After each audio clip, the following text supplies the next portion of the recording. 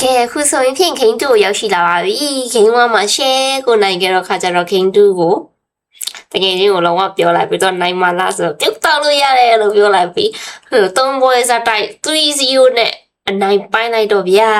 YG တို့အခု YG ရဲ့ banning list လေးကလင်းရဲ့ Marcel ရဲ့ Freya ရဲ့ဟုတ်တယ်ကောင်းနေဟိုပစ်သွားတာလေးရပါရဲ Eudora Glue ကောင်းနေကျန်တဲ့နှကောင် Blink နဲ့ Sanji နဲ့က damage နဲ့ပိုင်ဟာဒီဆိုလိုက်ရပြီအဲ့တော့ damage ပိုင်ဟာရွှေလိုက်ရပြီကဲ Hiara တဲ့Hiara တော်တော်ကိုအခုတော့ picking အရင်ကောင်းတော့ဗောနော်ဒီပွဲစဉ်တွေထဲမှာ Selena လည်းတော်တော်အာယုံနောက်တဲ့ကောင်းဒါပေမဲ့ Eudora ဘုံကနေချနိုင်တော့ရပါတယ်ချမယ်ဆိုတော့ Beleric ကလည်းကောင်းနေဒီ point နောက်ခု picking ကတော့ draft pick ကတော့အရင်ကြီးကွာတယ်လို့တော့မဟုတ်ဘူးကျန်တဲ့နှစ်ကောင်အကြည့်ရမှာပေါ့နော်ဘာတွေပြင်မလဲလို့အခု draft pick အနေထားအရာတော့သူမတာကိုမတာလို့ပြောလို့ရတယ်ပေါ့နော်အဲ9ယောက်စုလိုက်တဲ့ချိန်ကျမှတီချာတီးရမှာပေါ့လင်းတို့ Fanny တို့လည်းဘန်းထားသေး Assassin ဆော့နေတဲ့ဒီဘက်လန့်ပြောထားတာဟိုဘက်ကကောင်ကြီးကလည်းအမာတွေလည်းဘန်းနေ Fanny ဘန်းနေမှာဟောဟာလီဘန်းထားတယ်ကဲဘာပြကြမှာလဲဘလင့်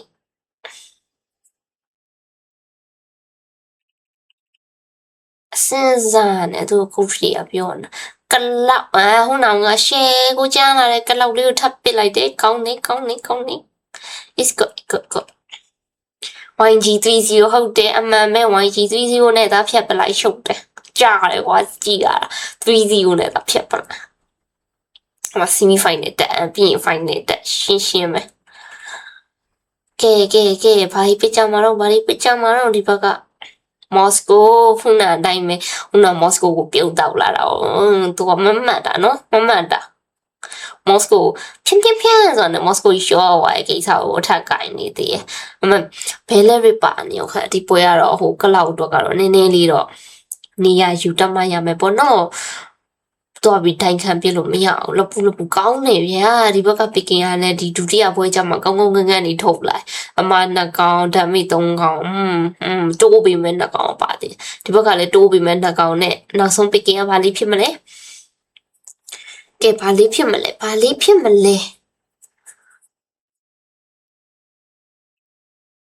စ်မလဲဆိုတော့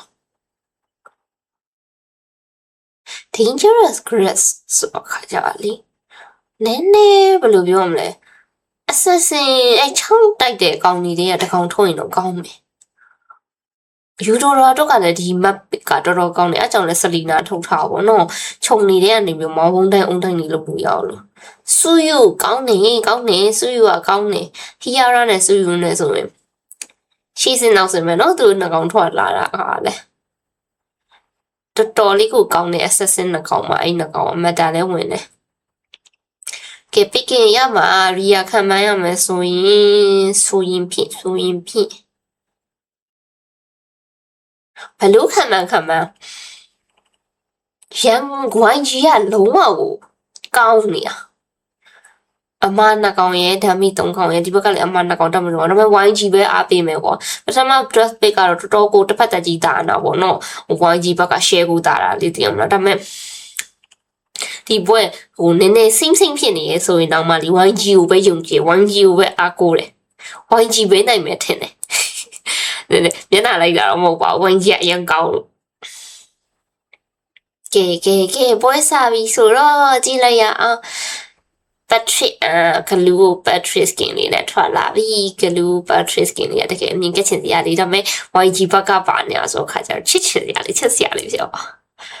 လာပြီးနောက်တယ်သူဟိုဘက်မှာကျတော့ Valerie ကသွားပြီးမကြည့်တော့ဘူးဒီဘက်မှာပဲသူ safe play ဆော့ဖို့များတယ်ဒီပွဲကျတော့သူပထမပွဲမှာရှုံးသွားတော့ခါကျနည်းနည်းလေးစိတ်တက်ကသိရမလားငါတို့ဒီကောင်လေးအရင်ကျန်းတယ်သွားနောက်လို့မရဘူးဆိုပြီးခါကျ safe play ဆော့ကုန်ပြီမော်စကိုနယ်ကလောက်ကိုကြည့်ပွဲဆဆချင်းမှတိတ်ပြီးခါကျတော့မချကြတော့ဘူးအရင်ပထမဆုံးပွဲတော့ဆို share ချကြတာအပေါ်ကနှစ်ကောင်ကလည်းသူကအမနှစ်ကောင်ဆိုခါကျသူမသားကိုမသားနိုင်မှလည်းမဟုတ်ဘူးနှစ်ကောင်စလုံးအဲ့တော့အချိန်ကြီးကြည့်မယ်ဆိုရင်မော်စကိုကလည်း safe place ဆော်နေပြီအရင်ပွဲနဲ့မတူတော့တာပေါ့နော်အရင်ပွဲတော့ကျတော့ကလောက်ကိုသွားပြီးလှုပ်ချင်တယ်ကွာတိလား လို့လုံးဝ safe place ဆော်နေဒီလိုမျိုး safe place ဆော်နေတဲ့အချိန်မှာလေဖြစ်နိုင်ကြီးကနှစ်ခုပဲ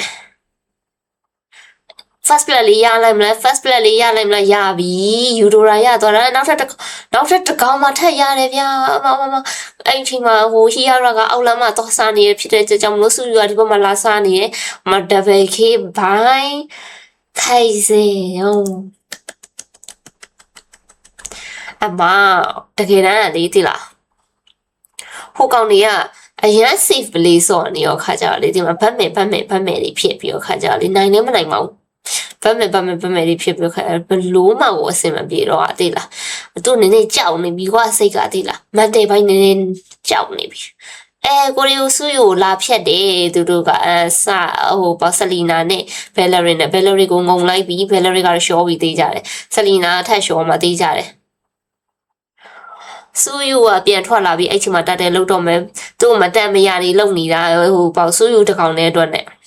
ဒီအောက်မှာလည်းကလောက်ကလုံးဝ confidence level ဆို high နေပါဆိုကလောက်က Moscow ခုနကပြုတ်တောက်လာတာလေးသိအောင်နော်အဲ့တော့ခါကျတော့ဟိုကောင်လပူဘာလုံးမတော့ဘေးလူလောက်ရမှာတော့သူ့ကောင်က blue pass စားပြောခါကျတော့ဟော give up လိုက်ပြီလေသိရမလားမစားတော့ဘူးဆိုပြောခါကျတော့လေဒီ pro e-sport ကြီးရတာလေလားအမြဲတမ်းသူတို့ကဟိုဘာလို့တက်တဲလို့လောလို့ give up လုပ်တယ်ကွာဒီလားအဲ့လာပြီးမစားတော့ကွာဒီလားအဲ့ဒါကြီးအရန် safe place နဲ့လို့ခံစားရတယ်အဲ့ကြောင့်မလို့ရန်ကုန်ကလစ်ကိုကကျတော့အဲ့ပိုင်မဟုတ်ဖ ೇನೆ ကွာဒီလားနည်းနည်းလေးကောင်းနေကွာဒီလားအဲ့လေသဘောကျရန်ကုန်ကလစ်ကိုရဟာအခုအပေါ်လမ်းမှာလည်းကိုဒီဘက်ကတာနေတယ်အောက်လမ်းမှာလည်းတာတယ်ဆလီနာကိုလုံးနိုင်တဲ့ခြေနေတော့ရောက်နေဟိုမူးမြောက်အပြေးလိုက်ပြေးခံလိုက်သလိုစကီတူတယ်ကလူကခွာပြီကလူကဘယ်လရီကိုခွာတယ်ဘယ်လရီလည်းမရဘူးထန်လည်းမရဘူးဖြတ်မှာပဲထန်လည်းဟိုဘာလို့မလေးလောက်သွေးရှိတယ်ဟိုဒီဝန်ကြီးဘက်ကအယောင်တော့မထွက်နေပြီဆိုတော့ကဲဖိုင်နေတတ်မယ်အရန်ကိုပျော်နေပြီဝန်ကြီးရတော့အရန်ကိုချစ်စရာကောင်းတော့မြမအသိလုံးဝကိုလုတ်ပြနေသွေးစီယိုလေးနဲ့ဖြတ်လိုက်တော့ဘာတော့ဒီမင်းလေးမှာတာဝါယူချင်တယ်ဒါပေမဲ့လုံးတော့ဆလီနာခရစ်ရှင်အမြန်နဲ့သူ trap လေးချပြီးရှိဆိုပြီးရှင်းသွားရုံပဲအောက်မှာမော်စကိုနဲ့ကလောင်နဲ့ပြိုင်ချတဲ့နေရာမှာချတယ်ဒါပေမဲ့မော်စကိုကဘိုင်ဝမ်ဆိုမနိုင်သေးလားဘယ်လရစ်ကြီးရောက်လာလို့ဖတ်လိုက်တာစန်ကြီးကတော်တော်ကောင်းတယ်မတ်စမအပေါ်မှာလည်းဟိုဘာလို့လပူကိုလုံးကြမယ်ဆိုပြီးခါကြတော့ပြန်စီထားရပေါ့နော်ဒါပေမဲ့လပူကဘာလို့လဲဆိုတော့လပူပြတ်သွားတဲ့အချိန်ကျတတ်တယ်ယူရတာပို့ပြီးတော့အဆင်ပြေရသည်လားလပူကိုသွားပြီးနှိမ်နာအကောင်းဆုံးနီးလန့်လို့ပြောလို့ရတယ်အောက်ကလောက်ကလည်းတက်လာမှာမော်စကိုကတော့လှန်ပြပြီးတက်လာလို့ရတယ်ဒါပေမဲ့တက်မလာတာအကောင်းဆုံးပဲမော်စကိုလှန်ပြပြီးတက်လာတဲ့အချိန်ကျသူကနိုင်တာလည်းမဟုတ်ဘူးကွာဟီရိုကေးတွေပေးရပြောခဲ့ဟိုကဖြစ်သွားလိမ့်မယ်မော်စကိုကြီးဖန်မင်းအောင်ကြသွားလိမ့်မယ်ဒီမှာသူလောက်တဲ့အချိန်ကျရင်လုံးဝကျုံရှေ့ကနေမကာပေးထားတော့ခါဘလို့မှဝင်ပေါက်လို့မရဒါမဲ့ဒါတော့မှရအောင်ဝင်ပေါက်သေးရဒါမဲ့ဘလို့ရမှာတော့ဟန်က retreat ကောလေခုနဘွိုးကလေးကတီးလိုက်သေးရမှာရိုက်တယ်သူလုံးဝကိုကျုံဘလို့မှမခံစားနိုင်တော့မော်စကိုကအမလှန့်ပြစ်တယ်ဒါမဲ့မော်စကိုဘလို့လုပ်ရမှာတော့မော်စကိုကသူ့ဟာသူတော့မှကလောက်နဲ့တိုင်ပတ်နေတဲ့ကိစ္စကိုဂလူးကိုသူမရှင်းနိုင်ဘူးဂလူးဗန်လိုက်ပါတော့ဦးနောကကြကမလာမရှင်းတော့ခုကြဂလူးကိုမရှင်းတော့ဖလင်းသာဗန်လိုက်ပါတော့သူတို့တော်တိုင်ပတ်တော့ဗလင်းနဲ့အဲ့မလင်းခိုင်စဲနဲ့ဗန်လိုက်ကြတော့မော်စကိုနဲ့ကလောင်နဲ့ထိနေချုံမော်စကိုကချက်ထွက်တာမထွက်ရတော့ဘယ်လရကြီးကဲပါငါဒီမှာဓာမေမခံစားနိုင်တော့လို့ဆိုပြီးဖြစ်နေပြီအမကလောက်ကလည်းတာဝါဝင်ချိုးတယ်တာဝါဒီမဲ့ရမလားဆိုတာဝါက၄ပုံတစ်ပုံလောက်ကျန်သွားတယ်အပေါ်မှာဟန်ကတယောက်ထဲတာဝါတွေချိုးနေပြီအမလပူကဗဒဲဆိုင်ပြရမယ်အခြေအနေရောက်နေရောသူ့မှလည်းသိမလားတာဝါရုပ်ပြထားခဲ့ရတာဗဒဲဆိုင်လားဆိုတော့လည်းမဆိုင်ပြဘူးတကယ်တော့ကလောက်ကိုလာဆိုင်ခြင်းပဲမဲ့ဂလူးကကားပါပြီးနေမရဘူးဟိုကချန်ကဗဒဲဖြစ်နေပြီဘလူးဘက်မှာမိုက်တယ်ဗျာဒါမဲ့သူဒီတိုင်းပဲ retreat တောင်းသွားတာပေါ့နော် retreat တောင်းပြီးတော့ခါကြတော့ဘာပြောသိရမလား pressure တွေပေးနေအောင် mental pressure တွေပေးနေပြောခါကြလူလဲတုံးလို့မရတော့လေတော့ retreat နေတဲ့ဟာနဲ့ mental pressure တွေပေးပြီးရဲ့နောက်ပိုင်းမှာစံကြီးကတာဝါလေးကိုအေးဆေးလေးချိုးတယ်အဲ့မှာဂလူးကဝင်နှောက်ပေးတယ်ဂလူးတိခေါင်ကူကိုတိုးဒီမှာအစင်မပြေးနေတာအပေါ်မှာဟီယာရာနဲ့ဆူယူနဲ့မှာလည်းကြည်အောင်ဟီယာရာကတဝက်ဖက်ကျန်တော့ဂလူးနဲ့အစင်မပြေလို့ဆိုဂလူးဝိုင်းဖြတ်တာဂလူးဝိုင်းဖြတ်တာရှော့ရတယ်ဗျာဘယ်လိုတွေကသူ့ကိုပေါင်2ခါလောက်တီးထားလို့လေ3ခါလောက်တီးထားတယ်မကြည့်နဲ့ကျန်တယ်သူဟီယိုဂီပြန်ယူသွားတယ်ပေါ့နော်ဒါပေမဲ့ဂလူးကဟီယိုဂီတစ်ခါမှမရထားတဲ့ကောင်ဆိုခါကျတော့သူဖောင်တီလည်းမရဘူးကွာငါပြက်စားတယ်ဒါပေမဲ့မရခဲ့ဘူးဒါပေမဲ့တက်တယ်တော့ရတော့မယ်တက်တယ်ဆလီနာမိသွားပြီစန်ကြီးဒါပေမဲ့ဘာမှမဖြစ်ဘူးဟိုကောင်တွေကလည်း give up လိုက်ပြီအဲ့ဘက်က pro e-sport ဘက်ကလေချန်ကလာလေရီယာပြောသလိုပဲသူက give up တာများတယ်ကွာဒီလားတက်တယ်ဒီလော်လေဒါပေမဲ့အဲ့ဒါဒီလိုမျိုး tournament နေတယ်မှာကောင်းတဲ့ဟာကြီးဟာတော့မဟုတ်ဘူးဟိုချနိုင်ရှုံးတာဟုတ်တယ်ဆိုပေမဲ့လို့လေ position ကိုပြန်ပြီးတော့သူတို့လေ့ကျင့်တင်တယ်လို့တော့ထင်တယ်ဘာဖြစ်လို့ဆိုတော့အမြဲတမ်းပေးမယ်ဆိုတဲ့ဟာကလေထိရောက်နေခါတိတ်ဆင်မပြေဘူးလားဝင်လာရခါကျတော့စိတ်နှောက်ရက်တည်ပြီးတယ်ဒီမှာကလောက်ကလည်း damage ထွက်နေပြီ level 10 Moscow က level 9ပဲရှိသေးတဲ့အချိန်မှာတော့ level 10ရောက်နေပြီဟန်ကလည်း level 12ရောက်နေပြီ2ဆင့်တော့ဝါပါတယ်ဗျာဟိုဘက်ကဂျန်ကလာနဲ့ဒီမှာတက်ပြီးတေးပြီးအဲ့ကောင်တိမ်မှာပဲဘလို့ပြေးစုယူကလိုက်နိုင်တယ်အဲ့နှကောင်ကရှေ့ဆင်းနောက်ဆင်းထွက်ထားတဲ့အပြင် spare တွေကလည်းဘလင်းအရန်များတဲ့ကောင်လေးကွာစုယူ pro ဟန်ကိုလာရှင်လို့မရဘူးကြည်နေတဲ့ချင်းကြီးကြည်နေတဲ့အမဟိုဘယ်လရီကြီးကလည်းသူဘာမှမလုပ်ပြီးနိုင်သေးဘူးဖြစ်နေရလောလောဆယ်မှာထင်းကဓမီကမလောက်ဘူးသူလဲဒဖန်ကမလောက်ဘူးဘယ်လိုနေရှုံးလာပြီးလိုက်တော့စရသာချလိုက်တော့ရှုံးတယ်လာထီသွားပြဆလီနာရဲ့ area ဒါပေမဲ့ဆလီနာမန်နာမရှိတရှိလေးဖြစ်နေပြီဆလီနာမန်နာမရှိတရှိလေးကဖတ်တာတော့ကောင်းမယ်ကလောက်ကဝင်ချိုးတယ်အမတော်ဝါကြီးကိုပလင်းကြီးဝင်ချိုးတာတော့အဲ့ဒါတော့ရတယ်ဟောဖယ်လရီကြီးကလှုပ်ဖို့ကြိုးစားတယ်ဒါပေမဲ့သူတို့လည်းမခံစားနိုင်ဆလီနာဒီနဲ့ကို recording နဲ့ပြန်သွားတယ်အမ blue bag တွေကစားပြီးခရီးတွေလည်းစားပြီးအကုန်လုံးအစိမ့်တွေရောအနီတွေရောအပြားတွေရောအကုန်စားကုန်ပြီစားပြီးအချိန်မှာ law လောက်ပါပြီဒီမှာ level 11ဖြစ်နေတဲ့အချိန်မှာဟိုက level 13မှာlevel 20ကတော့အမြဲတမ်းပြက်ကျန်နေပါတယ်ယူဒိုရာနဲ့ခလူးနဲ့လိုက်ပြီးခါခြုံနေကြည့်တယ်ခြုံနေကြည့်ပြီးခါလော့ကိုကာဗာပေးဖို့လုပ်တယ်ဘယ်ဘာရက်ကလည်းတော့တွေးများတယ်ဆိုပြီးကြောက်ကိုမကြောက်တာတစ်ခေါင်လေးတွေကြောက်သွားနေပြီဘယ်လရီကြီးကကြော်လာတဲ့ဆိုတော့ဘယ်လရီကြီးကိုအရင်ဆုံးငုံပြီးတော့ဖြတ်ပြီးဘယ်လရီကိုဖြတ်တဲ့အချိန်မှာပဲနောက်ကကောင်တွေကဝင်မှုစူးစမ်းရတော့မဲ့မရပါဘူးဗျာဓမ်းမေးကလုံးဝမခံစားနိုင်တော့အမ3ခေါင်လုံးဖတ်ပြီး3ခေါင်လုံးကျန်တာလေးအပျော်လေးတွေအမတော့တတရလေးရတော့ပြန်ရောဝိုင်းကြီးရှုံးမယ်လို့ဘေးကောင်ကပြောလိုက်တော့ဝိုင်းကြီးကဒီလောက်ကောင်းတာအောင်နော်လုံးဝချန်ပီယံမှန်းပြီဗျာValerie ကြီးရှော့လပူကြီးရှော့3ကောင်အသွေးအသေးလေးတွေတူနေနေလေးတွေ3ကောင်ပဲကျန်တော့ဒါမေးကြီးလာလေးတွေပဲကျန်တော့ခါအော်ရေတူကလည်းဟီယာရာအောင်မတာဝချိုးဖို့လုပ်တဲ့ချိန်မှာဝင်ဖြစ်ပြီးရောဟီယာရာ042နော်အဲ့လိုဆိုဘယ်လိုလုပ်ပြီးနိုင်တော့မှသူက level 12ဟိုက level 15 level 30กว่าနေချက်ကလာနှကောင်က